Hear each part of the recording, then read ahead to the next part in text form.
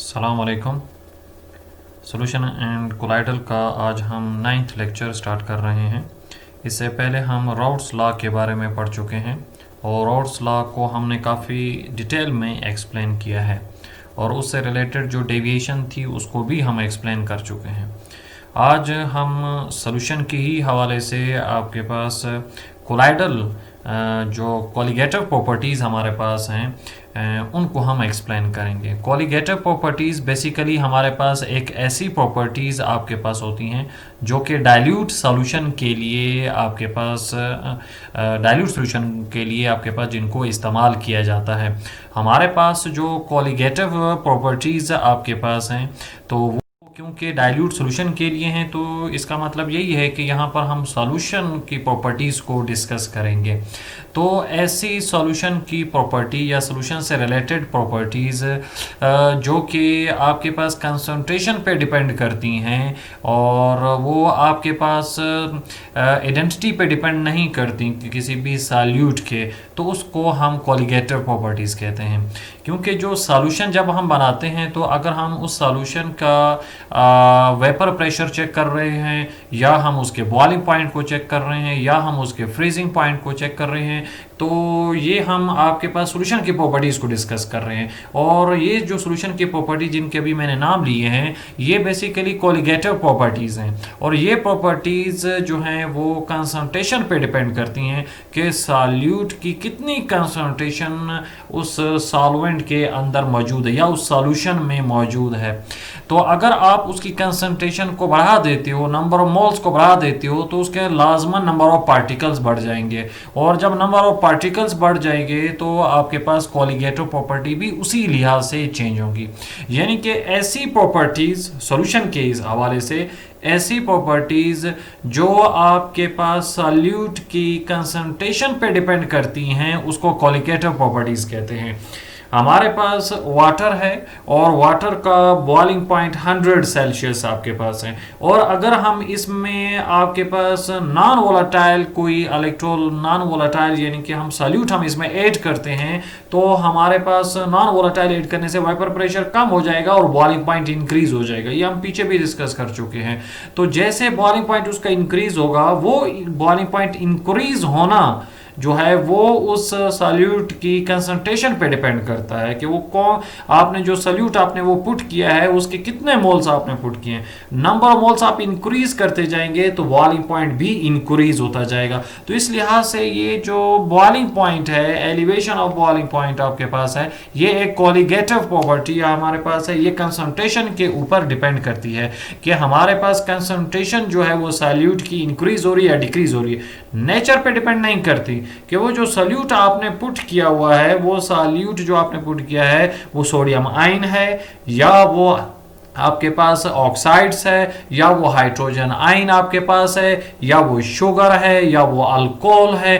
वो कौन सा सॉल्यूट आपके पास है ये उसकी आइडेंटिटी पे डिपेंड नहीं करता बल्कि उसके नंबर ऑफ मोल्स पे डिपेंड करता है। सोडियम आयन के मोल अगर ग्लूकोज के मोल और इथानॉल के मोल बराबर अगर आपके पास होंगे किसी सॉल्यूशन के अंदर तो वो आपके पास तीनों के तीनों सॉल्यूशन जो आपके पास होंगे उनमें इंक्रीज ऑफ बॉइलिंग पॉइंट भी सेम होगा अगर नंबर ऑफ मोल्स उनके सेम होगा। अगर नंबर ऑफ मोल्स डिफरेंट हो जाएंगे तो ऑटोमेटिकली आपके पास जो है उनके जो आपके पास ये कोलिगेटिव प्रॉपर्टी है वो भी चेंज हो जाएंगे। नंबर ऑफ मोल्स उन दोनों के डिफरेंट है तो आपके पास उसकी कोलिगेटिव प्रॉपर्टी भी डिफरेंट होगी। अगर नंबर ऑफ मोल सेम होंगे तो आपके पास उनकी कोलिगेटिव प्रॉपर्टी भी सेम होगी। तो हमारे पास जो कोलिगेटिव प्रॉपर्टी हमारे पास है वो एक ऐसी फिजिकल प्रॉपर्टीज हमारे पास होती हैं जो कि आपके पास सॉल्यूट के नंबर ऑफ पार्टिकल्स पे डिपेंड करती हैं। वो उसकी आइडेंटिटी पे डिपेंड नहीं करती उस सॉल्यूट पार्टिकल की कि वो जो आपके पास सॉल्यूट है वो आयन है वो एटम है या वो मॉलिक्यूल है या वो फार्मूला यूनिट है उस पर डिपेंड नहीं करेंगी। वो सिर्फ और सिर्फ जो डिपेंड करेंगी वो आपके पास उसके नंबर ऑफ सॉल्यूट पार्टिकल, और number of solute particles means concentration पे डिपेंड करेंगी, यानी कि नंबर ऑफ मोल्स के ऊपर आपके पास डिपेंड कर रही होंगी। तो कोलिगेटिव जो प्रॉपर्टी आपके पास है, इसमें जो कोलिगेटिव का वर्ड आपके पास लिया गया है ये कोलिगेटस से लिया गया है, जिसका मतलब है आपके पास to bind together. To bind together means आपके पास जिसमें आपके पास दो आपके पास डिफरेंट सब्सटेंस आपस में बाइंड अप हो जाते हैं और उससे आपके पास प्रॉपर्टीज में चेंज आता है। तो आपके पास इस वजह से ये लफ्ज जो है आपके पास कोलिगेटिव जो ग्रीक वर्ड है वो यहाँ पर इस्तेमाल किया गया है।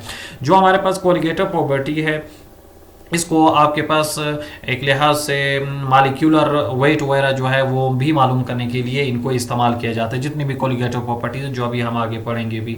और ये आपके पास पहले यूज़ किया जाता था स्पेक्ट्रोस्कोपी टेक्निक से पहले, और उस वक्त मालिक्यूलर वेट इसी कोलिगेटिव प्रॉपर्टी से मालूम किया जाता था। और स्पेक्ट्रोस्कोपी टेक्निक से पहले की जो हमारे पास मेथड थे आपके पास डिटर्मिनेशन के, उनको हम क्लासिकल मेथड कहते थे। तो जो क्लासिकल मेथड्स हमारे पास था उसमें जो पॉलीमर्स वगैरह होते थे हमारे पास, उनका अगर हमने मॉलिक्यूलर वेट फाइंड करना हो तो हम कोलिगेटिव प्रॉपर्टी का इस्तेमाल करते थे। उस यानी कि कोलिगेटिव प्रॉपर्टी के फार्मूले आपके पास लाजमन होंगे, आगे हम जो आगे लेक्चर्स में आपके पास आएंगे तो उन फार्मूलों के जरिए से आपके पास मॉलिक्यूलर वेट मालूम किया जाता था। तो हमारे पास एक चीज़ तो यहाँ पर शो हो चुकी है कि जो कोलिगेटिव प्रॉपर्टीज हमारे पास हैं, जो भी हमारे पास हैं, वो किस पे डिपेंड करती हैं, वो आपके पास नंबर ऑफ मोल्स पे डिपेंड करती हैं, नंबर ऑफ पार्टिकल्स पे डिपेंड करती हैं, सॉल्यूट के सॉल्वेंट में कितने आपने उसमें ऐड किए या सॉल्यूशन में कितने पार्टिकल उसके मौजूद हमारे पास हैं, तो ये उनके ऊपर डिपेंड करती हैं। तो कौन कौन सी कोलिगेटिव प्रॉपर्टीज हैं जिसको हमने डिस्कस करना है इस चैप्टर के अंदर, तो वो हमारे पास जो है वो चार हमारे पास हैं। फर्स्ट वन हमारे पास है लॉवरिंग ऑफ वेपर प्रेशर। लाजमन मैं शुरू में कह चुका हूं कि जो हम यहाँ पर सॉल्यूट ऐड करेंगे आपके पास जो सॉल्यूशन मौजूद होगा वो नॉन वोलेटाइल होगा, तो वेपर प्रेशर डिक्रीज होगा। तो वेपर प्रेशर कितना डिक्रीज हो रहा है वो नंबर ऑफ मोल्स पे डिपेंड करेगा, नंबर ऑफ पार्टिकल पर डिपेंड करेगा। नंबर ऑफ पार्टिकल आप इंक्रीज कर देंगे तो आपके पास वेपर प्रेशर, आपके पास लॉवरिंग वेपर प्रेशर भी इंक्रीज हो जाएगा, वो ज्यादा डिक्रीज होना शुरू हो जाएगा। नेक्स्ट हमारे पास है एलिवेशन ऑफ बॉइलिंग पॉइंट, यानी कि बॉइलिंग पॉइंट का इंक्रीज होना, क्योंकि जब वेपर प्रेशर डिक्रीज हो रहा है तो ऑटोमेटिकली वहां पर बाइंडिंग स्ट्रांग हो रही है, तो उसको ज्यादा एनर्जी चाहिए आपके पास वो वापस जो है बॉयल होने के लिए या वेपर में चेंज होने के लिए। तो एलिवेशन ऑफ बॉइलिंग पॉइंट आता है, फिर डिप्रेशन ऑफ फ्रीजिंग पॉइंट यानी फ्रीजिंग पॉइंट आता है, फिर ऑस्मोटिक प्रेशर आता है। ये चार हमारे पास जो हैं कोलिगेटिव प्रॉपर्टीज हैं जो कि नंबर ऑफ मोल्स चेंज होने से, सॉल्यूशन में सॉल्यूट के नंबर ऑफ मोल्स चेंज होने से इन चारों की वैल्यूज भी चेंज हो जाएंगी। यानी कि आपके पास अगर दो सॉल्यूशन हैं, एक में आपके पास और दोनों में सॉल्वेंट सेम है और आपके पास दोनों में सॉल्यूट भी सेम है, लेकिन एक में आपके पास एक सॉल्यूट के नंबर ऑफ पार्टिकल ज़्यादा हैं और दूसरे में नंबर ऑफ पार्टिकल कम है, तो जिसमें नंबर ऑफ पार्टिकल ज़्यादा होंगे वहाँ उसका बॉइलिंग पॉइंट भी ज़्यादा होगा और उसका लॉवरिंग वेपर प्रेशर भी ज़्यादा होगा और उसका डिप्रेशन और फ्रीजिंग पॉइंट भी ज़्यादा होगा, उसका ऑस्मोटिक प्रेशर भी ज़्यादा आपके पास होगा। तो नंबर ऑफ मोल्स डिपेंड करती हैं जो हमारे पास कोलिगेटिव प्रॉपर्टीज हमारे पास होती हैं। फिर हमारे पास आती हैं इस हवाले से कुछ कंडीशंस के आपके पास जो कोलिगेटिव प्रॉपर्टीज है वो किन किन कंडीशंस पे डिपेंड करती है। पहली चीज़ तो यही है जो शुरू से मैंने आपको कहा कि आपके पास सोल्यूशन का डाइल्यूट होना ज़रूरी है, कि सोल्यूशन आपके पास क्या होना चाहिए, डाइल्यूट होना चाहिए, वो कंसनट्रेटेड नहीं होना चाहिए। डाइल्यूट सोल्यूशन होगा तो तब आप जो है कोलिगेटिव प्रॉपर्टीज़ को आप अप्लाई कर सकते हैं। अगर आप उसकी कंसनट्रेशन बढ़ाते जाएंगे तो फिर आपके पास उसमें इतना ज़्यादा फिर चेंज नहीं आएगा या इतना ज़्यादा चेंज आप वहाँ पर ऑब्जर्व नहीं कर सकेंगे। तो मैक्सिमम जो आप उसकी कंसंट्रेशन रख सकते हैं वो 0.2 मोलर रख सकते हैं, यानी कि सोल्यूशन आपके पास 0.2 मोलर तक हो तो आपके पास अच्छा है, इससे ज़्यादा ना हो, इससे कम हो आपके पास, तब आप चेक कर सकते हैं कोलिगेटिव प्रॉपर्टीज़ को। और मेन मकसद तो आपके पास कोलिगेटिव प्रॉपर्टीज़ का जो क्लासिकल मेथड के अंदर है आपके पास मॉलिक्यूलर वेट फाइंड आउट करना है, तो तब आप 0.2 मोलर या उससे कम रखें, तब आप उसको ईजिली या उसको एक्यूरेट फाइंड आउट कर सकते हैं। नेक्स्ट हमारे पास ये है कि सोल्यूशन जो है वो ना आपके पास जो सोल्यूट है वो नॉन वोलेटाइल होना चाहिए और नॉन इलेक्ट्रोलाइट होना चाहिए। जो हमारे पास सोल्यूट है वो नॉन इलेक्ट्रोलाइट हो और नॉन वोलेटाइल आपके पास हो, तो तब आपके पास वो स्मूथली मूव करेगा। अगर आपके पास वो इलेक्ट्रोलाइट आपके पास हुआ सोल्यूट, तब उसमें एक और फैक्टर भी इन्वॉल्व हो जाता है जो अभी हम आगे डिपेंडेंस में भी पढ़ेंगे, जिसको हम वाइट हॉफ फैक्टर भी आपके पास कहते हैं, वो इसमें इन्वॉल्व हो जाएगा। तो आपके पास नॉन इलेक्ट्रोलाइट भी हो सकता है, इलेक्ट्रोलाइट भी आप यूज़ कर सकते हैं। ये कोई आपके पास कंडीशन जो है वो आपके पास इतनी इंपॉर्टेंस नहीं रखती है। तो इलेक्ट्रोलाइट भी आपके पास सॉल्यूट हो सकता है, सॉल्यूट, और नॉन इलेक्ट्रोलाइट भी हो सकता है। डिपेंडेंस आपके पास इनकी क्या है, हमारे पास किन पे डिपेंड करता है, तो वेंट हॉफ फैक्टर पे आपके पास ये डिपेंड कर रहा होता है आपके पास, क्योंकि सॉल्यूट जो है वो डिफरेंट तरह के आपके पास हो सकते हैं, और डिफरेंट तरह के जब सॉल्यूट्स आपके पास होंगे, क्योंकि कुछ सॉल्यूट्स आपके पास जो हैं वो आयोनिक भी हो सकते हैं और कुछ नॉन आयोनिक हो सकते हैं, कोवलेंट भी हमारे पास हो सकते हैं, डिफरेंट पे डिपेंड। तो इस लिहाज से जो वेंट हॉफ फैक्टर हमारे पास है, इसको हम आई से भी रिप्रेजेंट हम इसका करते हैं, म्यू से भी रिप्रेजेंट बाज़ दफ़ा किया जाता है। तो van't Hoff factor of water is equal to the number of particle that will be produce from dissolution of this solute. यानी कि सॉल्यूट को जो आप सॉल्यूशन में डालते हैं, पहले तो फॉर एग्जांपल आपके पास कोई मॉलिक्यूल है और उसमें एक से ज्यादा एटम्स मौजूद है, लेकिन वो वहां पर जाने के बाद भी वो एक ही मॉलिक्यूल रह जाता है, वो अंदर जाकर आपके पास उसकी ब्रेकडाउन नहीं होती, सिर्फ सॉल्वेशन आपके पास होती है। तो वेंट हॉफ का आपके पास जो फैक्टर है उसकी वैल्यू 1 ही रहेगी, और इस वैल्यू का हमने असल में उसके साथ कंसंट्रेशन के साथ मल्टीप्लाई कर देना है। तो हमारे पास फॉर एग्जांपल अगर फॉर नॉन आयोनिक सॉलिड के लिए हम डिस्कस करें, जैसे शुगर है, शुगर मीन ग्लूकोज आपके पास है, ग्लूकोज का एक मॉलिक्यूल अगर आप वाटर में डालते हैं, जब तब वो अगर आपके पास वो डिजोल्व हो जाता है, डिजोल्व होने के बाद भी वो एक ही मॉलिक्यूल रहेगा, उसमें किसी किस्म का कोई चेंज नहीं आएगा, वो एक ही पार्टिकल रहेगा अंदर। अगर आप 10 मॉलिक्यूल डाल रहे हैं तो वो 10 ही मॉलिक्यूल रहेंगे, उसमें किसी किस्म का कोई चेंज नहीं हमारे पास आ जाएगा, जिसकी वजह से van't Hoff factor will be 1 due to the fact that every 1 molecule of solid sugar will remain 1 molecule of sugar when dissolve in the water. यानी कि वाटर में एक मॉलिक्यूल के डिसॉल्व होने के बाद भी वो आपके पास ग्लूकोज एक ही रहता है। यानी कि ऐसा नहीं होता कि कार्बन अलग हो जाए, हाइड्रोजन अलग हो जाए और ऑक्सीजन अलग आपके पास हो जाए, वो एक ही मॉलिक्यूल रहता है, जिसकी वजह से हम ये कहते हैं कि वेंट ऑफ फैक्टर की वैल्यू यानी कि आई की वैल्यू भी इसके लिए क्या होगी, 1 आपके पास होगी। यानी कि कोलिगेटिव प्रॉपर्टीज में हम आयोनिक और नॉन आपके पास आयोनिक को भी डिस्कस करते हैं। तो आयोनिक सॉलिड आपके पास कौन से हैं, आयोनिक सॉलिड सोडियम क्लोराइड है, सिंपल अगर हम इसको यूज करें, इसके अलावा भी है कैल्शियम क्लोराइड भी आपके पास हो सकता है। तो वेंट ऑफ की वैल्यू सोडियम क्लोराइड के लिए 2 हमारे पास है। उसकी वजह यह है कि सोडियम क्लोराइड का अगर एक फार्मूला यूनिट हम जो है आपके पास वाटर में अगर हम डिसॉल्व करेंगे तो ये अंदर जाकर 2 आपके पास पार्टिकल में चेंज हो जाएगा, सोडियम आयन अलग हो जाएगा, क्लोराइड अलग हो जाएगा, यानी कि सोडियम क्लोराइड 2 मोल्स में चेंज हो जाएगा। 1 mole of sodium chloride when dissolve in water then it change into 2 moles of ion, 1 mole of sodium ion and 1 mole of chloride ions. That's why Went Hoff factor will be 2. इसलिए हमारे पास वो जो went half factor है उसकी value आपके पास क्या आती है, 2 हमारे पास आती है। किसके लिए, सोडियम क्लोराइड के लिए। इसलिए हम ये कह सकते हैं कि आपके पास अगर शुगर के 2 मोल्स अगर आप एक बीकर में डिसॉल्व करें और इसी तरीके से आपके पास दूसरे बीकर में जिसमें सेम अमाउंट ऑफ वाटर मौजूद हो उसमें सोडियम क्लोराइड का 1 मोल ऐड करें, तो आपके पास कोलिगेटिव प्रॉपर्टी का जो चेंज होगा वो सेम होगा, यानी कि उसके 2 मोल और उसका 1 मोल, क्योंकि सोडियम क्लोराइड आफ्टर आपके पास डिसोल्यूशन वो आपके पास 2 मोल में चेंज हो जाता है, क्योंकि ऊपर अगर आप देखें फर्स्ट में ये लिखा हुआ है, the event of factor of water is equal to the number of particles that will be produce from dissolution of this solute. इसलिए आपके पास वो आपके पास इस तरह का चेंज हमारे पास आएगा।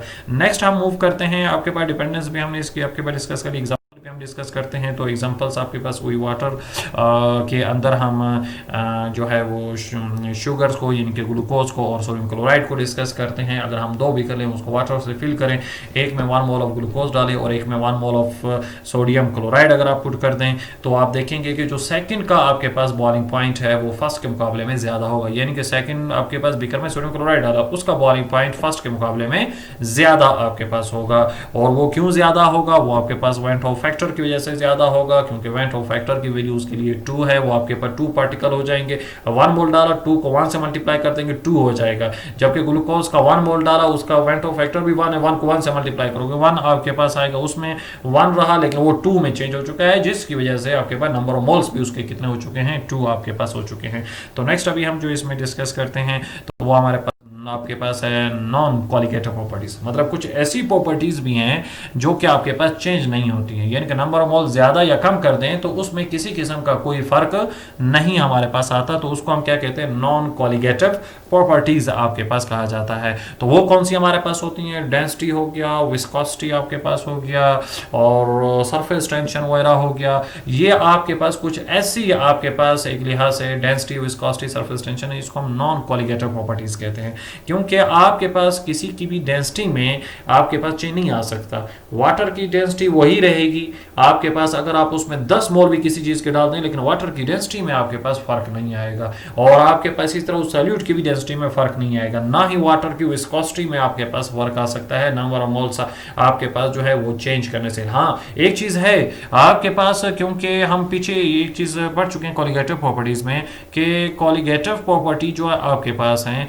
अगर आप उसमें सॉल्यूट डालते हैं तो आपके पास वो उसकी नेचर पे या डेंसिटी पे डिपेंड नहीं करता, यानी कि मॉलिक्यूलर मास पे डिपेंड नहीं करता।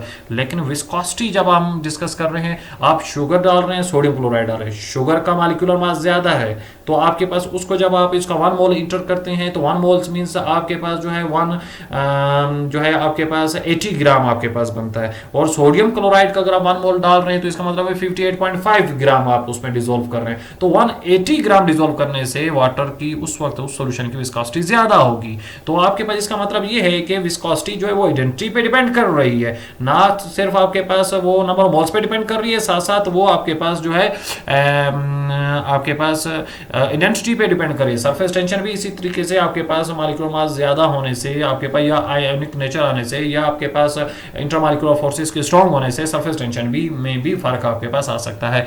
तो डेंसिटी, विस्कोसिटी, सरफेस टेंशन, इनको हम नॉन कोलिगेटिव प्रॉपर्टीज आपके पास कहते हैं, जो कि nature of the molecules, ions और एटम पर डिपेंड करती हैं कि उनकी नेचर क्या है आपके पास, उस हवाले से इनकी वैल्यूज भी चेंज होना शुरू आपके पास हो जाएंगी। तो इसी के साथ ही हमारे पास कोलिगेटिव प्रॉपर्टी आपके पास ख़त्म होती है। और अगर इस समय अगर आपको कोई चीज़ समझ ना आई हो तो वो आप कमेंट्स करके पूछ सकते हैं। इंशाल्लाह मैं कोशिश करूँगा कि मैं आपको सेटिस्फाई कर सकूँ। थैंक्स।